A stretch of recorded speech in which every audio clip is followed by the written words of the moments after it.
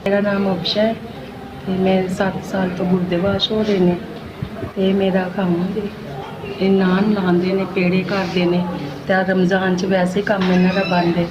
सेहत घाट साडा बंद हो गया ते हुण मशीन बहुत औखी लगदी है। जदों सेहत घाट चल रहा सी उदों गुजारा हो रहा सी, हुण सेहत घाट बंद है तो हुण बहुत औखे हो गुजारा।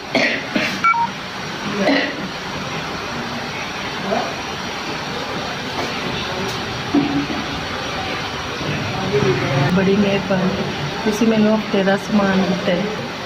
इहदे विच इक हैपरी ने 2-3 खून बनाने वाले टिक्के।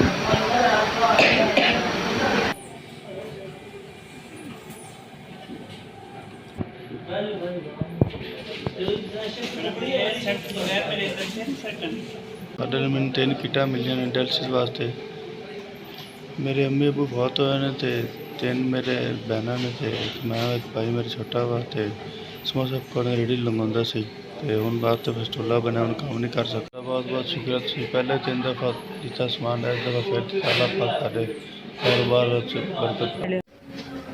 मेरा नाम आफ्ताब बानो है और 3.5 साल से ये में डायलिसिस हो रहे हैं और मेरे हस्बैंड जो है वो ड्राइवर है, तो घर का गुजारा बहुत मुश्किल से हो रहा है।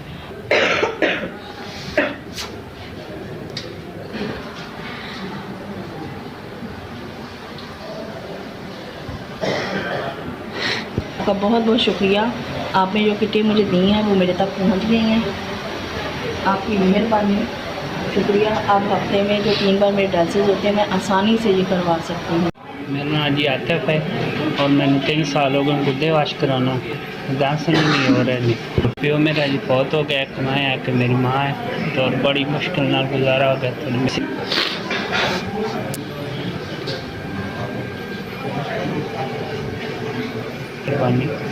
3 किट्टां 3 टीके 3 एडिव एक पिन दी थी। अल्लाह थोड़ा भला कर।